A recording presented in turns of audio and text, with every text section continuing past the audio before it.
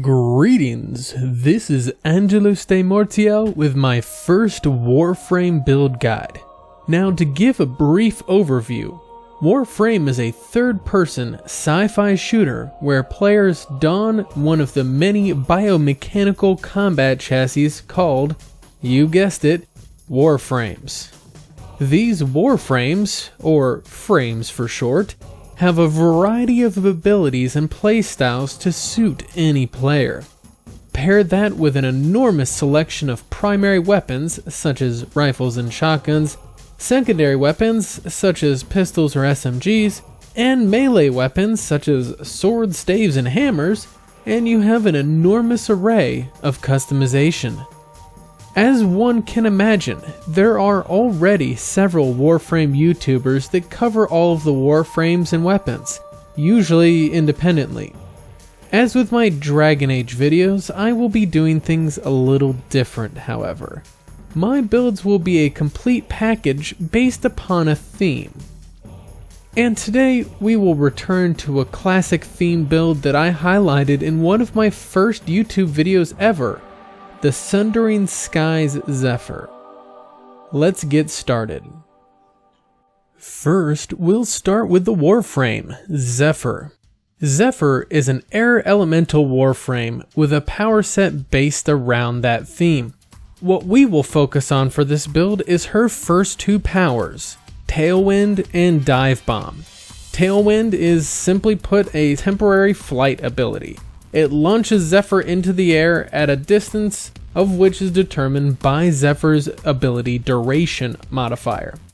Dive Bomb is the opposing pair to Tailwind, keeping with the idea that what goes up must come down. Upon impact with the ground, Dive Bomb deals damage to enemies within a small area around Zephyr and knocks them back. Now, since this build will focus on those two skills, and using them almost non-stop, we will use the Aura Energy Siphon to continuously regenerate our energy reserve so we can keep on the bounce. Heavy Impact as our utility slot synergizes with Dive Bomb. Heavy Impact creates a shockwave at your feet that deals damage to enemies nearby. The catch is that the damage dealt is dependent upon your falling velocity, requiring a certain minimum to even trigger. Fortunately, Dive Bomb instantly accelerates your starting velocity to the minimum needed to trigger Heavy Impact, and rapidly increases it from there. Since the movement overhaul recently done in Warframe, a lot of your airborne movement is affected by your general momentum, meaning that running faster means you can jump farther. Rush increases Zephyr's already quick run speeds to keep up that momentum. Redirection is the basic shield upgrade mod.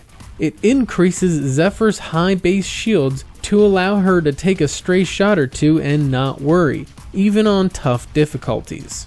Now, as I said before, we will be spamming Tailwind and Dive Bomb almost constantly. So we need a high energy reserve to do what we need to do, and that way we can touch down as seldom as possible to pick up energy orbs. Flow maximizes our energy pool and serves this purpose well. Continuity and Constitution both increase Zephyr's ability duration modifier. We'll cover this in just a second, but first, Fleeting Expertise and Streamline, both specifically at level 5 out of 6. Allowing us to hit Zephyr's maximum ability efficiency. Efficiency's hard capped at 175%, with minimal negative impact on the duration as possible. This allows us to again maximize the amount of Tailwinds and Dive Bombs we can cast, but at the cost of negative 50% ability duration. Narrow-minded, as with Continuity and Constitution, increases our duration. In concert, that's up to 185%. This completely counteracts the negative 50% duration from Fleeting Expertise and then some. Remember that I said Tailwind is affected by duration? Mix those three to have a 35% bonus on the travel distance on Tailwind. Simple as that. The weapons follow a specific theme: explosions. Rockets, grenades, whatever your preference. If it goes boom, then we use it when we're at a safe altitude and enjoy the fireworks. In this video, I am using the Ogress and Angstrom for demonstration.